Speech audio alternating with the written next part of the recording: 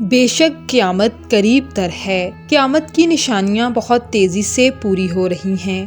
آج سے 1400 سال پہلے جو پیش گوئیاں حضرت محمد صلی اللہ علیہ وآلہ وسلم نے قیامت کے متعلق کی تھیں وہ آہستہ آہستہ پوری ہو رہی ہیں۔ ان میں سے ایک نشانی جو عرب میں پوری ہوتی دکھائی دے رہی ہے وہ نشانی 2 دیوتاؤں کی پوجا کے متعلق ہے۔ جب حضرت محمد صلی اللہ علیہ وآلہ وسلم کا ظہور مدینہ منورہ میں ہوا تب عرب کے لوگ بتوں کو پوجتے تھے۔ لوگوں نے اپنے مختلف عقیدوں کے ساتھ بتوں کو جوڑا تھا۔ وہ سمجھتے تھے کہ یہ بت ہماری مدد کرتے ہیں، بارشیں برساتے ہیں، ہماری دعائیں سنتے ہیں۔ ان تمام بتوں میں سے جو بت عرب کے لوگوں کے نزدیک سب سے طاقتور سمجھے جاتے تھے وہ لات اور عزا تھے۔ لات کے بارے میں کہا جاتا ہے کہ بنو ثقیف میں ایک نیک سیرت مرد تھا جو لوگوں سے ہمدردی کیا کرتا اور جو لوگ حج کے لیے آتے انہیں ستو پلایا کرتا تھا، جبکہ عزا ایک شریف لڑکی تھی۔ عزا کے بارے میں مشہور تھا کہ وہ اللہ کی بیٹی ہے۔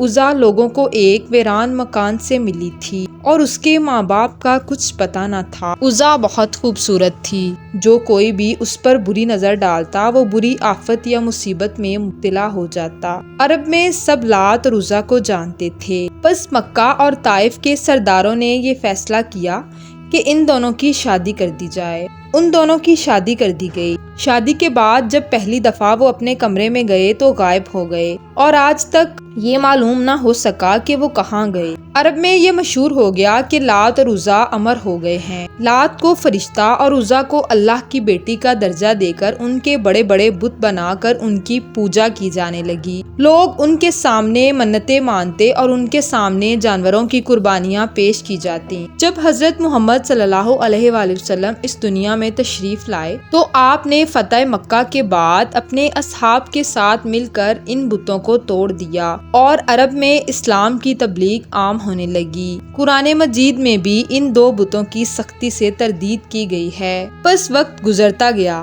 کئی حکمران آئے اور کئی گئے، کسی نے لات اور عزا کی دوبارہ عبادت شروع نہیں کی مگر قرب قیامت میں ان دونوں بتوں کی دوبارہ عبادت ایک حدیث مبارکہ میں ہے۔ آج سعودی عرب میں یہ پیش گوئی سچ ثابت ہوتی دکھائی دے رہی ہے۔ آج عرب کے لوگ ان بتوں کو دوبارہ بنا رہے ہیں کیونکہ وہ لوگ سمجھتے ہیں کہ ان بتوں کے ساتھ ان کی تاریخ جڑی ہے اور اسے ہمیشہ جڑے رہنا چاہیے، جبکہ سعودی حکومت نے ایک میوزیم کی اجازت دے دی ہے جس میں وہ تاریخ سے جڑے تمام بتوں اور دوسری اشیاء کو محفوظ کریں گے۔ اس کے علاوہ عرب کی ایک بڑی لبرل جماعت اس بات پر بہت شدت سے زور دے رہی ہے کہ ان بتوں کے قیام اور ان کے لیے میوزیم پر تیزی سے کام کیا جانا چاہیے۔ عرب میں بت پرستی کا عام ہونا قیامت کی نشانیوں میں سے ایک بڑی نشانی ہے۔ پس اس پرکھٹن دور میں ہمیں صرف اپنے ایمان کی حفاظت اور ایمان پر قائم رہنے کی دعا کرنی چاہیے اور اس کے لیے بھرپور کوشش کرنی چاہیے۔